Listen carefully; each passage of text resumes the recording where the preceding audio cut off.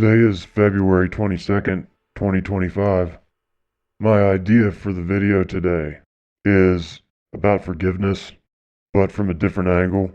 So I woke up, and usually it's best to just run with the idea that, it's best to run with the first idea that you think of.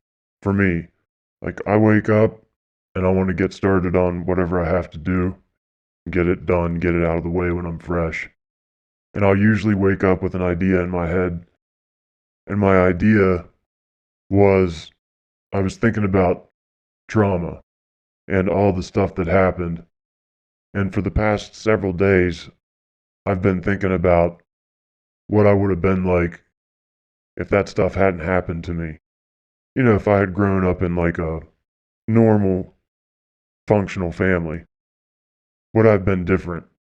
So I started thinking about that as an idea, kind of like trauma dash better or worse. Am I better for having gone through it, or would I have been a better person if I hadn't been through that stuff? So there was that part of it, and then there was another thought that I had about forgiveness, and that I'm a forgiving fool. I'm a forgiving idiot.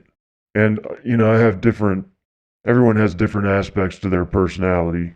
It's kind of like when I drink, I'm a happy, loving drunk, or whatever you'd call it. I don't get angry and want to fight most of the time. Like 95% of the time, I feel happy. I feel good. My anxiety's gone. And that's me when I drink.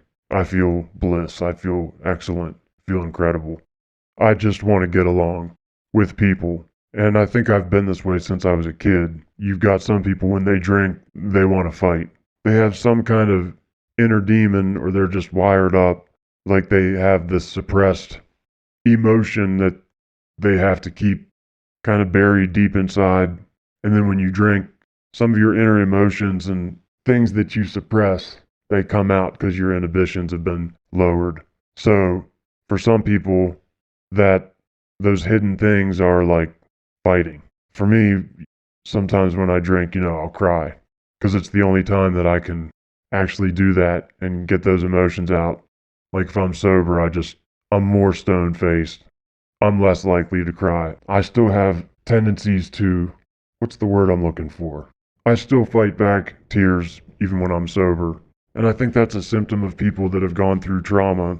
They tend to cry more easily. And I'm very good at keeping that buried and keeping kind of a poker face, I guess. Appearing emotionless on the outside, but on the inside, I'm always feeling an urge I feel an urge to cry if I see a moving commercial or something that's authentic and genuinely sad, like in a movie or a song or whatever. So I have to fight that.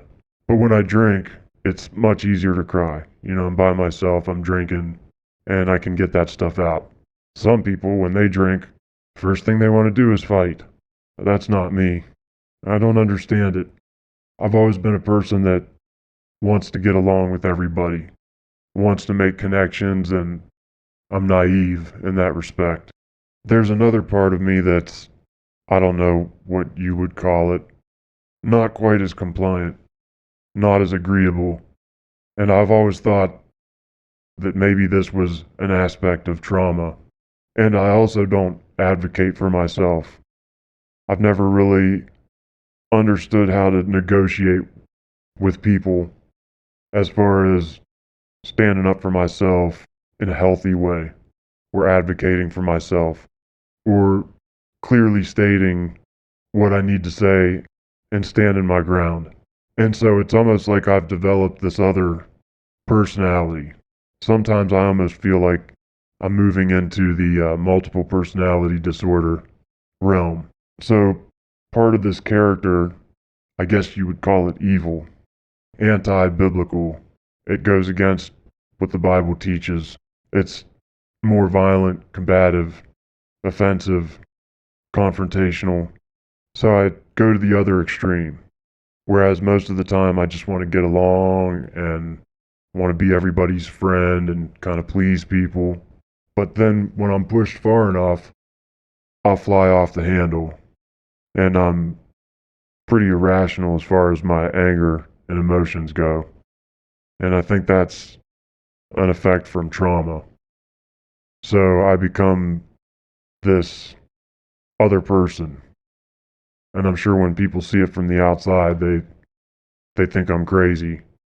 And I know it's a result of the trauma because I feel like this other person needs to come in, step in on my behalf, and stick up for me because I'm a nice guy and I just want to get along with everybody, be nice to everybody, and have everybody be nice to me. It's very idealistic. So people with PTSD, they tend to overreact really badly because that survival instinct kicks in, or you kind of relive and it makes you react as if you're in the moment of your past trauma. And so you overcompensate by a lot. So this other character kind of steps in, like the big brother that you didn't have, or the parents that should have been there for you to advocate for you when you were a kid, but they weren't. So this is the character that comes in and regulates. And for me, I feel like it's the only way to get my point across. It's the only way to get results from people because nice guys finish last.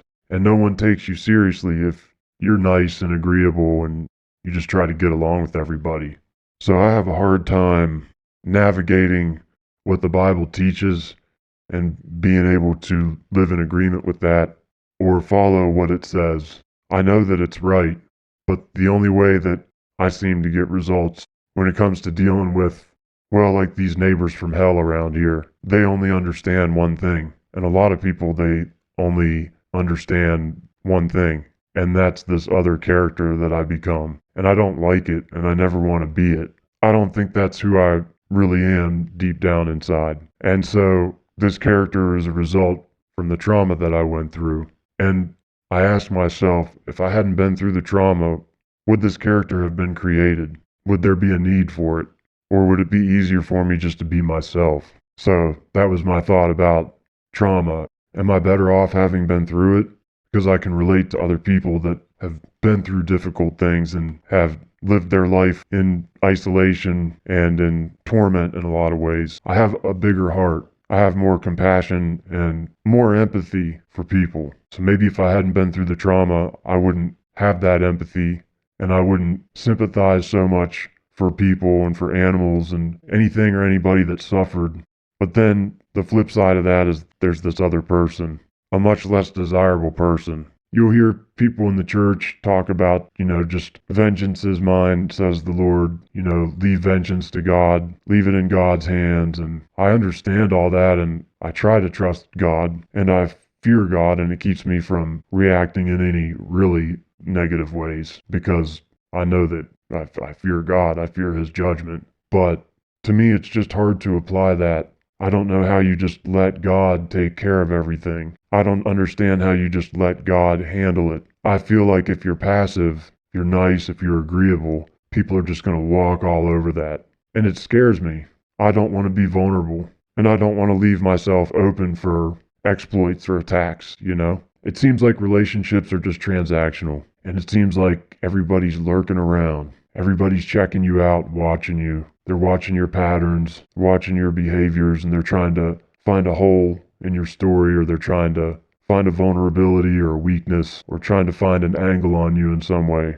So you constantly have to be vigilant, and you constantly have to watch your back. And for me, I don't feel like I ever get a chance to be who I know that I am deep down inside. A lot of the time, I have to be this other character. So I don't know if that makes any sense. It's just a contemplation, and it's a result of trauma, and I wonder if other people who have survived trauma, I wonder if they experience the same things. You battle with your inner self, your true self, which is probably a lot kinder and a lot better than this other character that you play in order to survive and navigate through life and negotiate with all the crooked people that live here on planet Earth. People have been such a letdown on this planet. Most people are such a disappointment. And that's just from my own life experience. So in order to deal with these people, it seems like you almost have to fight fire with fire. I wish it didn't have to be this way. But my true self, to be totally honest, since I haven't given my identity on this platform. I'm allowed to be vulnerable. I can say whatever I want, really. Nobody knows who I am, so I can be honest. But the real me is a very gentle, melancholy, very compassionate person. And I've become very good at acting like I'm this tough guy. I can play psychological warfare with people. Psychological warfare was waged on me from the time I was a young kid, so I can play that game, and I don't like it. I don't like games, I don't like manipulation, but around here, you have to play that way. You have to act like you're hard or whatever, or people will just walk all over you. But the real me just wants to get along with everybody, wants the world to be at peace, I'm idealistic. And I don't understand why people can't get along, and why there's crime, and why people do the terrible things that they do. And then that actually enrages me, and that makes me become this other person in this world. But that's not my true self. My brother used to make me fight. He was obviously physically violent with me. He used to make me fight my friends when I'd have friends over, and he thought it was funny. Because he's a psychopath like that. He's amused by that kind of thing. Whereas I would be the person to encourage everyone to get along and be at peace and love one another. He's the kind of person that does the exact opposite. Hey, fight your friend and let me watch. Evil dude. I have one story about, it's just a snippet of a memory, but it always sticks with me. There was a neighborhood, you had to walk through the woods for about 2 minutes to get to this other neighborhood. They were nicer, more modern houses, wealthier, I would say, than the neighborhood that I lived in. But I'm hanging out at this one kid's house, and his little brother, even at a young age, he was just really abrasive. He was nasty. He had a bad attitude. And he was younger than me. And he was feisty. And as a kid, I'm going through my own trauma. And this kid has experienced zero trauma, but he acts like a complete a-hole. And he just got under my skin so bad. So one day, I think it's after school, and I'm hanging out with the person that was in my grade. I'm hanging out with him, and his little brother's there. His name was Josh, I think. He was really copping attitude this one day, and I remember a couple of times in this neighborhood, the kids there, they said, "We don't want you here." They said, "Don't come up here anymore, no one wants you here." And I think this kid said something like that to me, and I jumped on top of him and took him down to the ground, and I was just holding him down, imposing my will onto him, my physical strength onto him. And then all of a sudden he acts like a victim, and he's like, "Get off me." And I think even the older brother, the kid that I was there to hang out with, cussed at me and told me to stop. And then just out of the blue, and this is the part that's amusing or stupid, however you want to look at it, but right in the middle of the physical struggle, I just stopped. And I said, "Do you want to be friends?" And he was like, "Hell no, get the hell off me and get the hell out of this house." But that's me, right in the middle of fighting, and then I just stop and I say, "Do you want to be friends?" So that kind of illustrates the internal battle between this character that wants to be a tough guy and then my true inner self that wants to get along with everybody and make connections and have friends and have company. So that's kind of the first section of this video and my thoughts about this other character that comes into play because of the trauma that I went through. A character that rages, a character that's more out of control, a character that's angry, and a character that gets results. Sucks. So then the next thing I wanted to talk about was my experience yesterday. One thing that I'll do a lot is I'll get something in my head.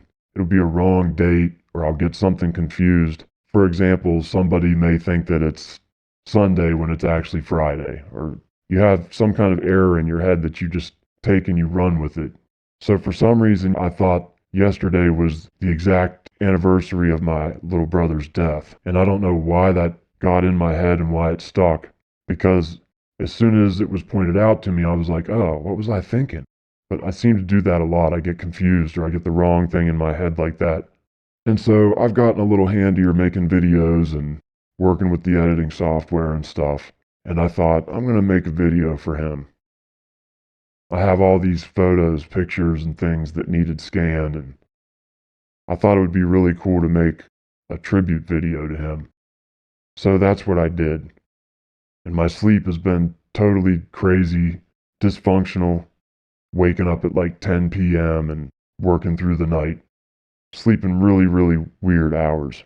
So when I got up last night, I thought, I'll take a break from making YouTube content and I'm gonna see how quick I can churn out a video for my little brother. But first I had to scan all these pictures, and that took a long time. So I had to do that stuff first. Then I started working on the video, and I had to rip the audio from a CD. Then I had to edit the photos once I scanned them, and the whole process took forever. So I ended up working on this thing. I think I got up at 10 p.m., worked through the night, worked through the morning, and I think I finished the whole video at like 3 p.m. Then my mom calls, and she doesn't call me all that frequently, and I thought, oh, she wants to talk to me because she's thinking about little bro, her youngest son. And we sound alike and we look alike, so for her that probably makes her feel a little bit closer to her youngest whenever she hears me and sees me. And I'm glad that I can offer that comfort. I would like someone to comfort me through the grieving and the longing and all that for my little brother. So if I can do that for someone else, that's a good thing. But that brings me to the other point. I'm going through all these pictures when we were kids, and when I see those pictures, I know at that time I was going through trauma, and it was neglect, abandonment, and then all forms of, I don't know if I can say this or not, the word, abuse. I have to find a code word for it or something.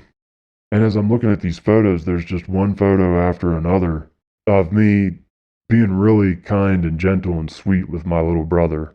And I think I was a pretty good older brother. Yeah, we had, fights and stuff, but they were normal sibling type confrontation, not psychotic, crazy, insane things like my older brother did to me. And most of the time we got along. I broke the cycle. I didn't do the things to my little brother that were done to me by my older brother. And I think that shows inner character when a person can break cycles like that. I was proud of myself for that, or thankful that God gave me those good qualities, or however you would explain it. But I was deprived of my little brother's presence in my life basically around the age of 18 or 19. And the agents involved were my older brother and my mother. My mother was hell on wheels when I was a kid. She was evil. She's like the kind of evil character in a movie that would be portrayed in like a Stephen King movie or something. Like the double standard Christian, the phony Christian, or the evil minister, which Stephen King had a tendency to do that a lot, to portray all Christians as evil and fake. And not all Christians are like that. They're obviously really good, genuine Christians. But my mom falls into the category of one of the Stephen King characters. That's what she was. She was all about church, and she'd go on Wednesdays or Thursdays. She'd go on Sundays. She was rubbing shoulders with other prominent people in the community at some of these churches. I think at one point they even passed the collection plate around and took donations for my mom, because she's the kind of covert narcissist that would play the victim. Her husband left her with 3 kids to raise and blah, blah, blah. Always the victim. And that victim card really worked for her. But what she did is she separated all 3 sons from their father by planting all these seeds of doubt. Then she separated each brother from one another. And since my older brother had traumatized me and tormented me in all of the various ways that you can use a person, he did them all to me. So we were already separated. I mean, I had Stockholm syndrome, but I knew that something was wrong, and part of me hated him. So she didn't have to work too hard for that, but she favored the older brother. I was the outcast because I was more like my dad. The other 2 brothers were like my mom. But what she did is she planted seeds of doubt in each brother, all 3 brothers against one another. But then when she would say so, she would want us all to come together and get along for like family functions and stuff. Really weird. You wonder if a person even knows that they do these things.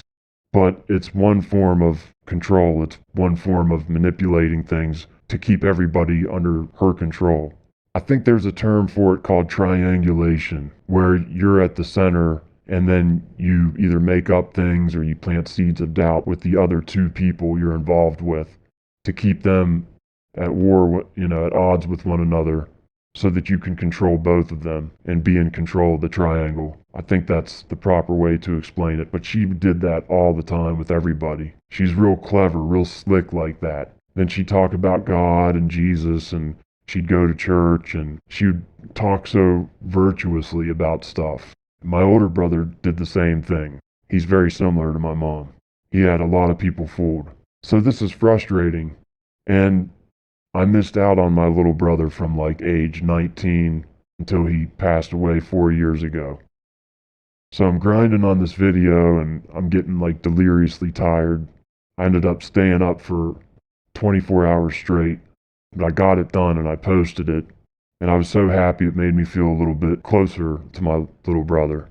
But as I'm looking at all the photos and I'm thinking about my older brother, and I'm thinking about the abhorrent behavior of my mom, just repulsive, disgusting behavior. And now she's handicapped. She's at the end stage of her life, and you would think that I would want to rejoice in that. You'd think that I would be happy to watch her downfall and watch her demise, but I'm not at all. And the same thing with my older brother. He's really bad off.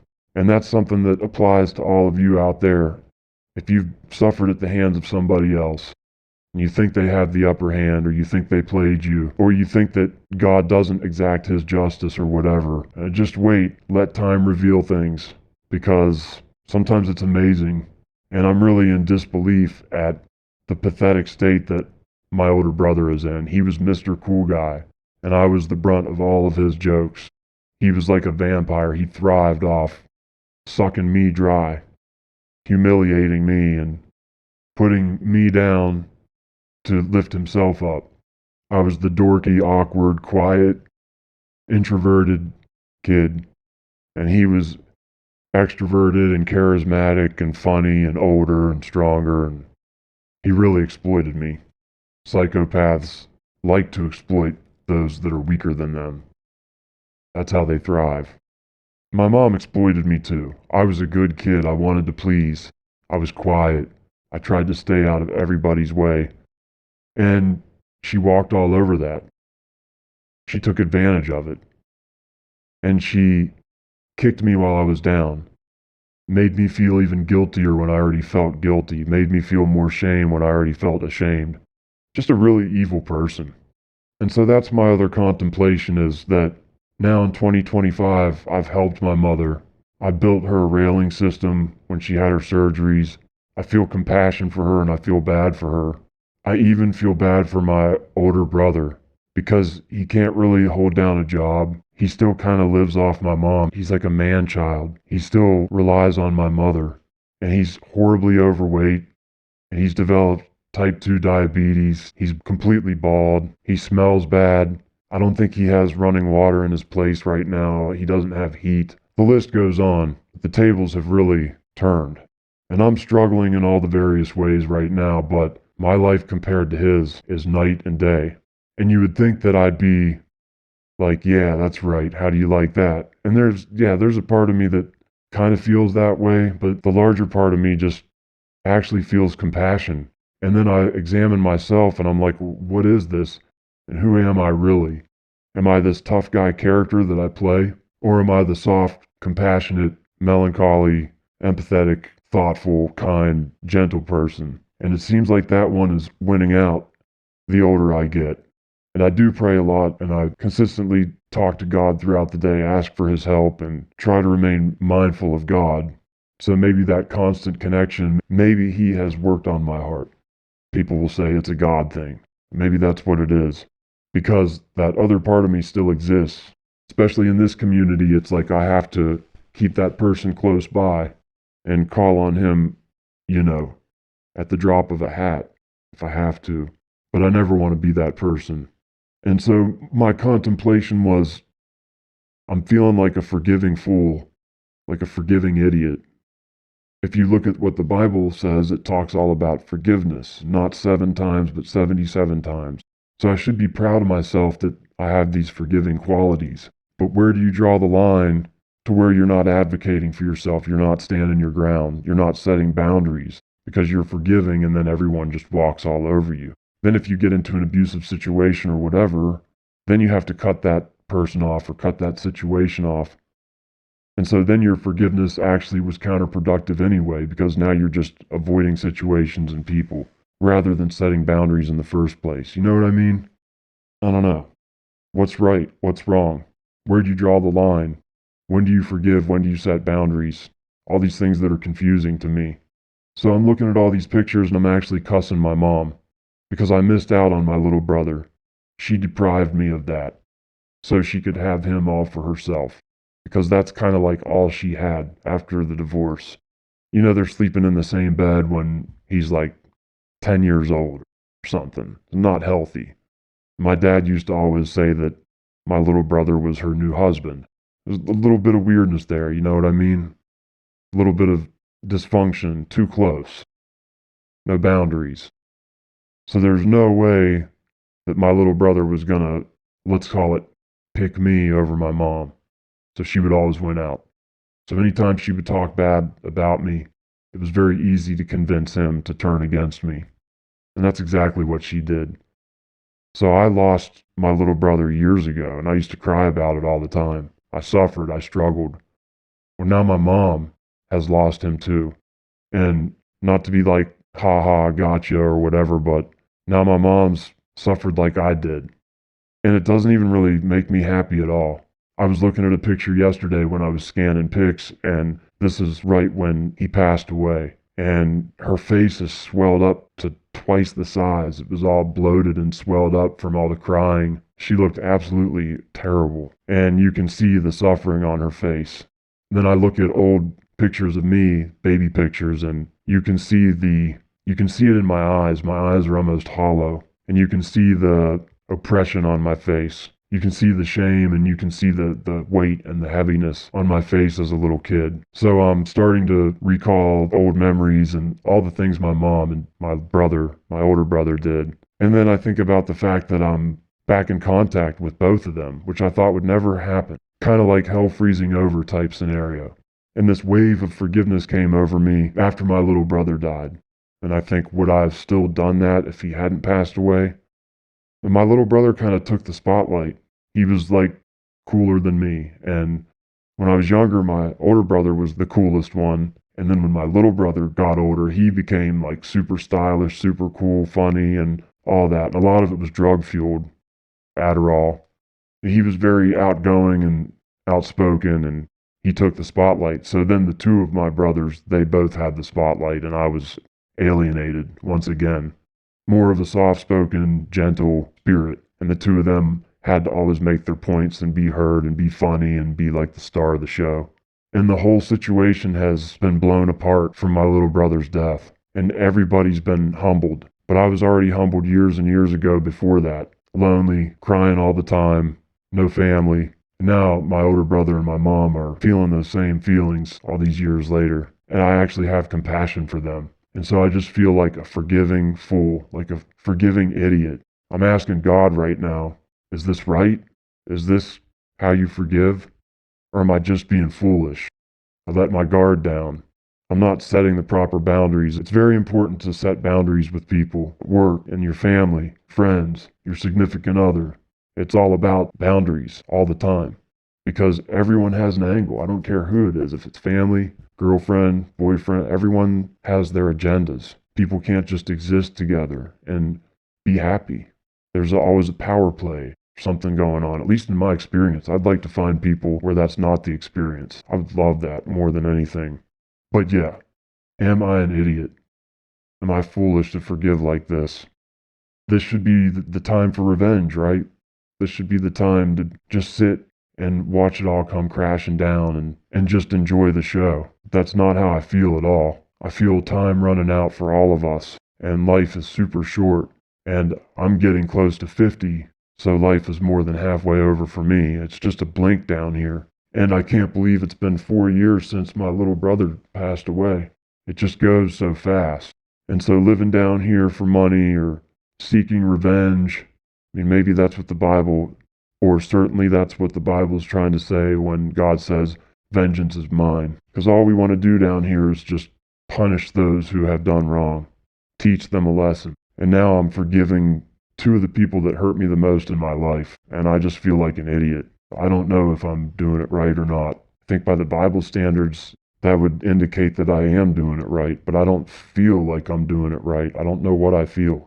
I feel like I'm just floating along. So I'm cussing my mom and so many females that I have encountered in my life. Then she calls me later and I call her right back because I want to comfort her. So I go from that other character and I go right back to my true self.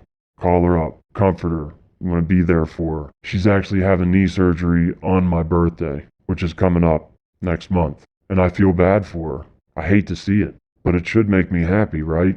It's kind of a form of revenge, just letting time play out. Because a lot of times, that's what it is. Time takes care of a lot of things. People take care of themselves, and you just have to play the long game in order to win. You know, that type of thing. And so just to end this, I'm forgiving the people that have hurt me the most, but the pain that they caused me happened years ago. And there's the saying that time heals all wounds, so maybe that's what that is. But there are two people right now, possibly three, and that's the neighbor next door. I'll call him Snake. He's the one that tried to get with my girlfriend. Then there's the landlord who played me out. And I feel like that's going to come to a head soon. There's not going to be any good news coming from him. It's always going to be stress, more bad news, and he's going to try and get one over on me. He's trying to find the angle on me so that he can maximize his money instead of being fair about selling this house. But I really despise him right now. I really despise Snake, my neighbor across the street. And then the third one would be my girlfriend, for the way that she's been towards me for about 1.5 years now. So that goes back into the realm of forgiveness again. It's like, well, maybe I'm actually not that forgiving. Because right now I want to rage on the landlord. And I want to rage on the neighbor across the street. Badly. So I haven't gotten to that point of forgiveness with them. So I'm forgiving some people and not forgiving other people. Just when I start to think I'm a good person, I have to look at some of my current circumstances or current people in my life. And then that puts me back in check. Like, oh, no, I'm still a bad person. And that character's back at it again. Yeah. So those are my thoughts. I start to feel like a forgiving fool, and then I have to remind myself, no, because I'm not forgiving the current people. When you're in a situation, can you forgive it as it's happening? Maybe you shouldn't forgive it. Maybe you should stand up for yourself.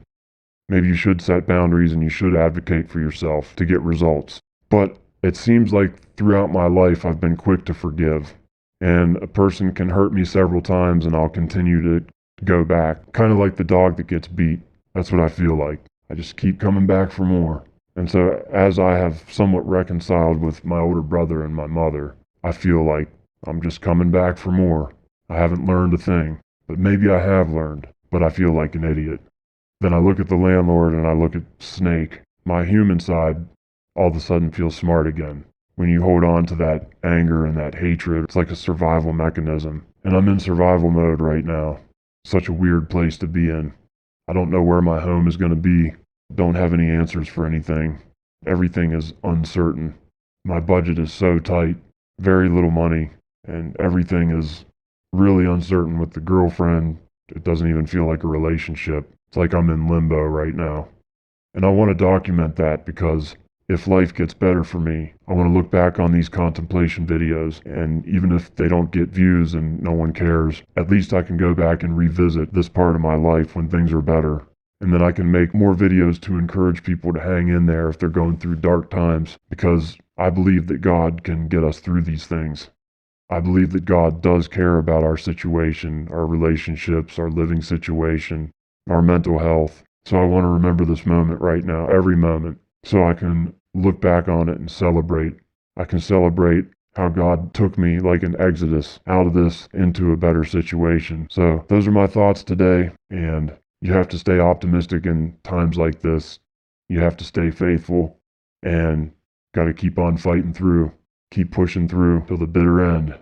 Never give up. And I'll see you guys in the next video.